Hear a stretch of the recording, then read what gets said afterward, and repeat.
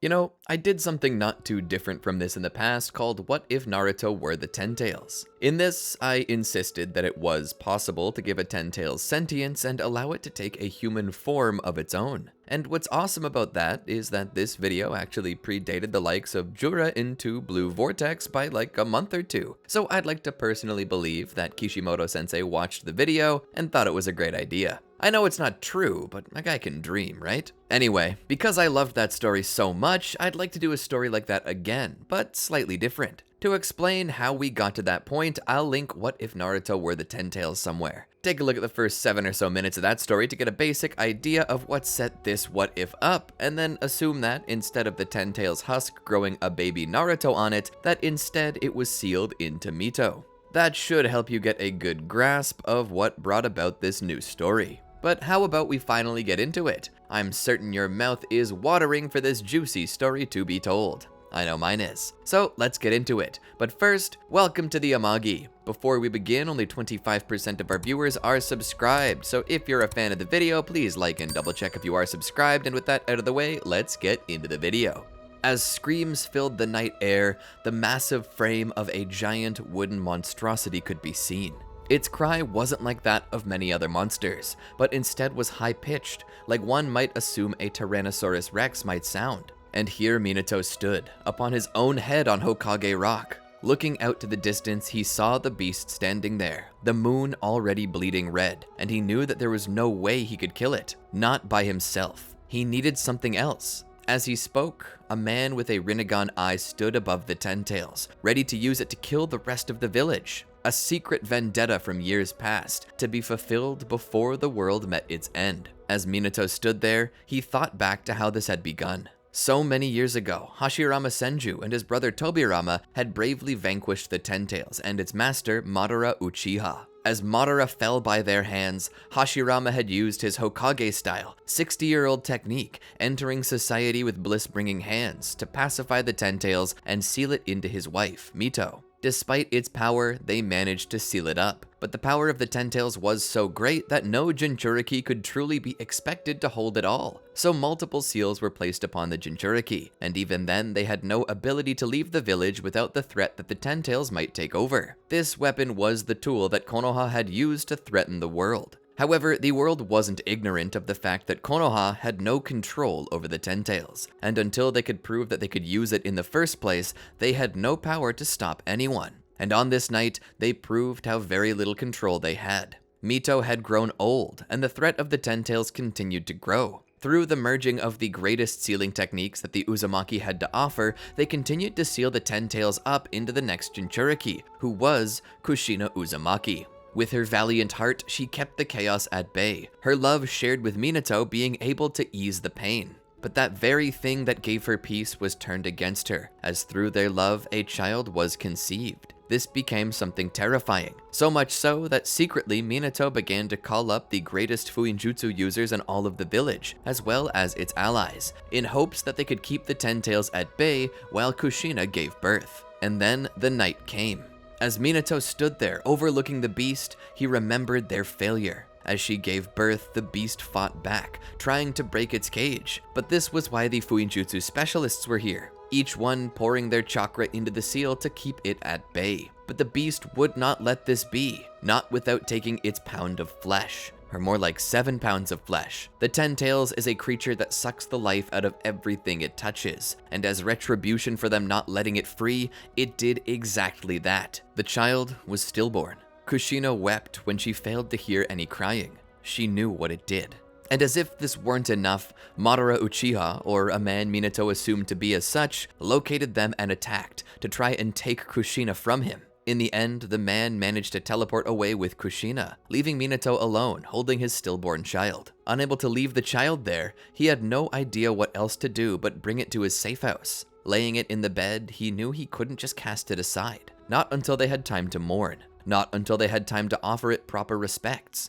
And so he lovingly tucked it in as if it were only sleeping. From there, he teleported to Kushina to find her alone, the sound of tragedy ongoing in the distance. Cutting her free, he brought her back to the safe house where he put her in bed with their child. "I'm sorry," he said to her as he looked at the baby. "If there were anything else I could do, I would. Kushina cradled the dead infant in her arms and wept silently. In this moment, Kushina was at her lowest. A failure of a wife, a failure of a Jinchuriki, a failure of a mother. She began to no longer care whether she lived or died. Minato kissed her head. "Just hold on for me, please," he said. He turned to leave, but as he left her behind, Kushina offered the last of her chakra in some way to try and restore life to the child. And that's how Minato was where he was now.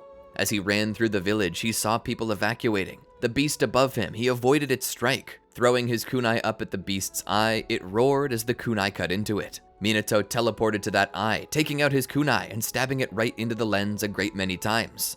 This was hardly enough to do any real damage, but hopefully it would stall for time and make it hard to see. Pulling his kunai out, he formed a large Rasengan and tried to force it into the many holes he had made in the eye. This caused much damage to the eye, enough to cause the Ten-Tails to pull back as though seeing had become an issue. The man with the Rinnegan glowing behind his white mask jumped down to Minato and grabbed him. Minato reached back, grabbing the man's hand. He tried to pull it off his back, but failed. Getting him off of the beast, the man teleported both of them to a faraway forest. From there, the masked man raised his hand and threw Minato against the trees with his Diva Path. Minato hit the trees and let out a cough, feeling as though one or more of his ribs had been broken. He tried throwing a kunai at the man, but the man only caught it with his gaze, repelling it with the Diva Path. "You're a fool, Minato. If you had only laid down, I would have given you a world where your wife and child yet lived. But you had to bite the hand that feeds, didn't you? You had to throw it all away, didn't you?" Minato coughed again. "It's no world worth living in if it's not real," he said. The man began to chuckle. "Well, if that's how you feel, how about I send you to the real world beyond this one, where you can be with your wife and child again?" Minato smiled. "Sounds good, but first I need to send you there myself." Minato formed a Rasengan.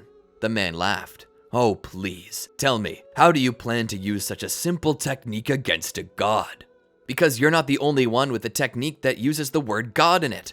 Before the man could understand what Minato had said, Minato used the flying Raijin to teleport to the man, having marked his hand back when he grabbed it. The masked man had no time to retaliate. All he could do was look down at Minato as he pressed that Rasengan straight into his chest. The man was blown back. Hitting a tree, he managed to get back to his feet, but there had been much damage done. The man's arm slowly began to fall from its place within his sleeve, much to Minato's discomfort. "Ew." The masked man then spoke. "This isn't over." He teleported away. Minato would then teleport back to the Ten-Tails and teleport it out of the village to his house, where he planned to seal it into Kushina. He began to utilize the Reaper Death Seal to put it inside of her, but as he pulled it through him, he was surprised when the Shinigami failed to put it in. Instead, it began sealing it inside of the child. Minato had questioned this at first, but it was as if his connection to the Shinigami, as if its grasp on his soul allowed its thoughts to reach into Minato's mind. It could not seal the beast into something dead, and Kushina was dead. However, the remainder of her life force was inside of her stillborn child. Though it was brain dead and its spirit long gone, its body was currently alive, at least on a metabolic level.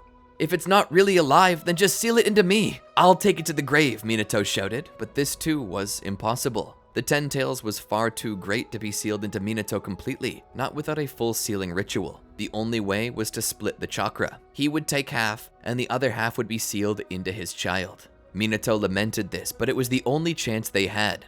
The beast would eventually regenerate, but at least when it did, it would do so far weaker, and would not damage anything within the village. At least, this is what Minato believed would happen. But as the sealing finished, his eyes widened when he saw the child suddenly cough to life, crying violently. Minato had never seen a child cry like this. "My child is alive?" Minato questioned.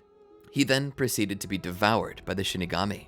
Now, unbeknownst to Minato, the child was not his own. The spirit was still gone. But what happened if something was sealed into a body that was empty of soul? Well, the Ten-Tails figured that out. The Ten-Tails was in complete control, but at the same time, it was out of control. The Ten-Tails was always out of control, always an emotional wreck, always a beast of instinct, only giving into its harmful desires, yet unable to do these things as if it had no motor functions. Truth be known, that actually sounds like a newborn baby. And it was for this purpose that when Hiruzen found the child, he assumed it to be Minato and Kushina's, and named it Naruto. The child was inconsolable for a very long time. It stayed awake for days, doing nothing but kicking, screaming, and crying. And if any nurses attempted to touch it, the baby would scream. The nurses noted that it began to make them feel lightheaded every time they touched the child. They didn't know what to make of it or what to do. Hiruzen would eventually come to the child and take a guess that perhaps what had happened was that the child was currently the Ten-Tails' Jinchuriki. Explaining this to the others, Danzo would send one of his agents in, one of a few with wood release, to attempt the Hokage-style technique to calm it down, as Hashirama had done some time ago, and this, amazingly, worked. After this, the child was a lot more docile, and even managed to sleep. When the child would awaken, they would try to keep it calm, though it did seem to suck the life dry from anyone it touched. Due to this, they had to handle the child with special isolated gloves, though the child did not seem to like this. Hiruzen would be the only one who could see this and refused to use the gloves. He couldn't hold the baby for long, but he knew it desired skin-to-skin contact, and so he would be the only one to connect with it. As the child grew, though, something happened that only those who knew what this child truly was could grasp the amazement of. It began to learn.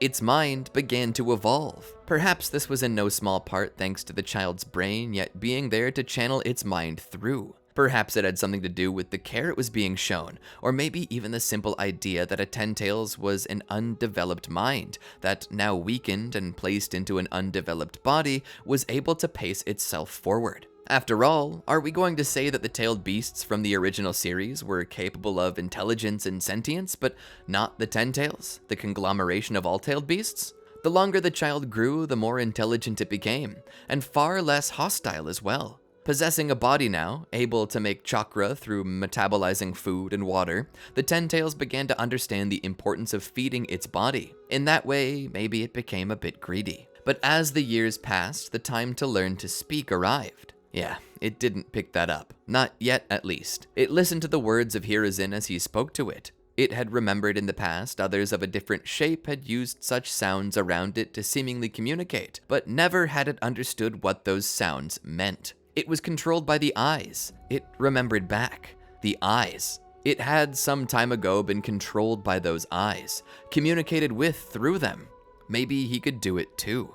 So as Hiruzen carried the toddler around, suddenly those eyes would shift into red Rinne Sharingan. Each Tomoe flaring, it would look straight into Hiruzen's mind. The old man, caught in his own head, began to drool as he was locked into Genjutsu with the child. The child would join him there. The man's imagination began to form a world around it, and the child's mind linked with his. Through this, they spent much time together, exploring objects and the sounds associated with them.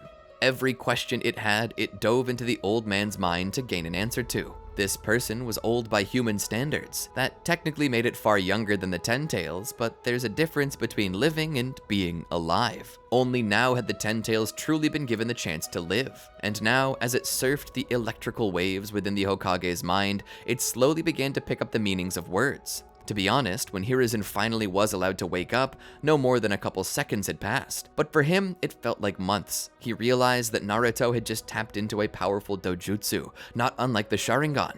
He couldn't fault the child, but he really didn't want him to do it again. Hoping that the child could understand him, he spoke. "Please, for the love of all that is holy, do not do that to me again." The child seemed to grow sad, as if it were only just now discovering morality. And maybe it only just then had. It dropped its head into Hiruzen's chest. Hiruzen began to chuckle. A new sound. This sound was the sound people made when they were happy. "It's okay, Naruto. Just don't do it again." Naruto, the beast thought. This was the sound the old man often said when facing it. It must be the word used to identify it. The beast was a Naruto. Were there other Narutos? Or was it the only Naruto? These were questions it had. Activating the Rinne Sharingan again, it raised its head to look at Hiruzen, but Hiruzen covered his eyes. "Nope, no thank you," he said. Covering the child's eyes, he spoke. "As I said, do not do that again." The child opened its mouth as though attempting to speak, only to make a random grunt. This was the closest it could come to saying yes, at least right now. It had yet to learn how to make these sounds with its own mouth. That was the next step.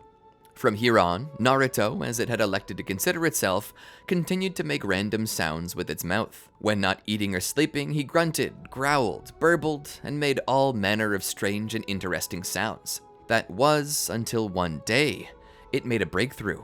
Naruto, it said, the three sounds together, learning that the secret wasn't in just opening and closing the mouth, but also in the tongue and in the back of its throat. With this new information, it began to learn to say other sounds it had heard. Son of a bit. Hiruzen covered Naruto's mouth. Probably don't repeat that one. Naruto continued to learn and put these sounds together faster and more seamlessly. Finally, it had done it. It had learned to communicate with the sounds. It even began to understand the sound of laughter. When Hiruzen laughed, Naruto laughed. At first, it was just imitation, but it began to realize that laughter was an involuntary sound. It was a sound you made when you didn't want to. It meant you were truly happy in a way that only this sound could explain to people. When Naruto learned this, a wider range of emotions began to open up. Normally, the only emotion that the Ten-Tails could understand was rage, anger, hunger, nothing but feelings that felt bad. But now there were feelings that felt good. There was the feeling of a soft pillow, of a long night's sleep, the feeling of warm food that tasted good, as if anything didn't taste good to it, the sound of laughter and the feeling of ticklish ribs. It had learned to feel these emotions. Then, one day, as they wandered the village together, Naruto spotted a strange dog. It was small, a little thing compared to Naruto, who himself was little. Interested in the creature, he reached out to touch it to gain a new feeling, but when it bit his hand, Naruto reeled. Hiruzen spoke. "Whoa, careful Naruto," he said. Naruto looked at his hand as it began to bleed and sting. The feeling wasn't good. It hurt. The feeling felt bad. In that moment, Naruto's anger and sorrow, his pain, began to bubble forth. Taking his hand, he smashed it in the face, knocking it over. It rolled and tried to get up, but Naruto got on top of it, grabbing it by the neck. Hiruzen stumbled to try to stop Naruto, but by the time he got to it, the dog's eyes were already those of the Rinnegan, rolling up in its head, unmoving. Its life sucked dry. Naruto sat upon it, screaming and crying, rage apparent upon his face. Hiruzen attempted to pick Naruto up, but Naruto fought back, beginning to suck the life out of Hiruzen too. Hiruzen hit his knees, as though touching a wire coursing with electrical currents. He couldn't let Naruto go even if he wanted to. "Naruto, stop. You're killing me," he said. Naruto was still screaming and crying. "Naruto!" Hiruzen managed to shout. "You're killing me," he said. Naruto began to slow down. Kill? What did that sound mean? What is kill? He asked. Hiruzen caught his breath. "It's like that," he said. "You killed that dog. That means it has laid down and all of the stuff that makes it move is gone. It is now dead, as in it will never move again." Naruto looked at the dog. "Dead?" he questioned, not yet understanding the meaning of the term. "What is dead?" he questioned in a whisper. "It's where someone goes away without leaving. It's when their physical form is still here, but who they actually are goes someplace else that we can't go. The dog will never get up because you made it leave Earth. The body is empty. The spirit inside of it is gone." Naruto touched it. "Bring it back," he said. "I can't, Naruto," Hiruzen said. "When something dies, it's gone, and we can't make it come back." As Naruto began to think about it, he thought back to all the times he ate Otsutsuki, but then saw them return. No, dead is not gone away. Dead is come back after a little bit. Hiruzen looked at the child confusedly. "Perhaps, but not always. This dog will never come back." Naruto then began to think to all the others he had destroyed that never came back. A few days later, Hiruzen brought Naruto back to the dog's body to explain to him what he had done. When Naruto got there, he saw the dog again. Its body was still there, but flies were around it, and much of its flesh had already been eaten away. "Dog is dead?"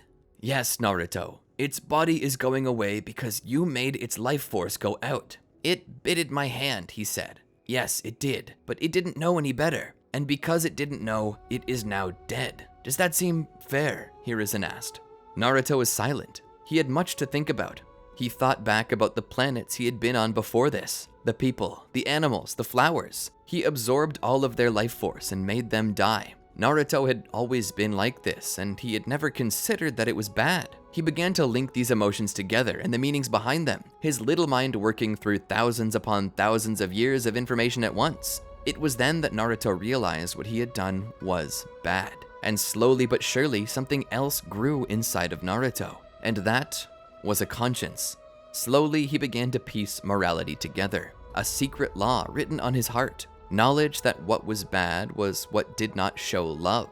Naruto began to question what he was then. If he had been around so long and his only purpose was to hurt and kill, did that mean that Naruto was evil? Was he bad? One day, as Naruto sat there in his high chair, Hiruzen brought food to him, but Naruto did not eat it. He pushed it away. "What's wrong?" Hiruzen asked. Naruto spoke. "Am I bad?" he asked. Hiruzen shook his head. "No." "Why?" "Because I kill stuff all the time." Hiruzen didn't understand what Naruto meant. Yes, it is bad to kill stuff all the time, especially if you don't have to. If I made things go away, should I go away too? Hiruzen wasn't sure what this was even about. "What are you talking about?" he asked. "I make things die. I should die because of it." Hiruzen put the plate down and lifted Naruto up into his arms. He was beginning to regret taking him back to the dog to see its body. He wanted to show Naruto the sanctity of life, not make him question his own. "No, Naruto, nonsense. Don't speak like that. I don't want you to die." "But other things die because of me." "What other things?" Hiruzen asked. Naruto would then cast Tsukiyomi on Hiruzen to make him see the things the Ten-Tails had done. Bringing him back to the moment, Hiruzen was frozen. Naruto spoke. "I should die." Hiruzen looked down, and when he did, he saw tears in the toddler's eyes. "What am I talking to right now?" he questioned in himself. "Is this not Naruto? Is this the Ten-Tails talking? Or have they blended together?"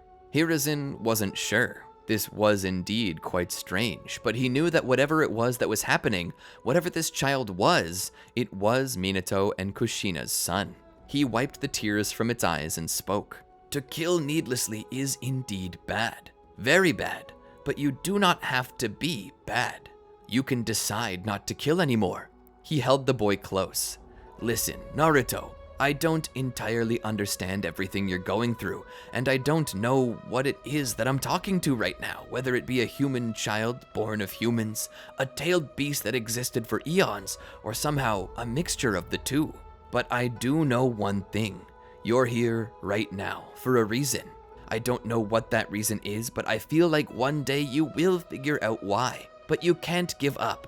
You may have done bad things in the past, like killing that doggy, but you don't have to stay bad. You can decide to do good.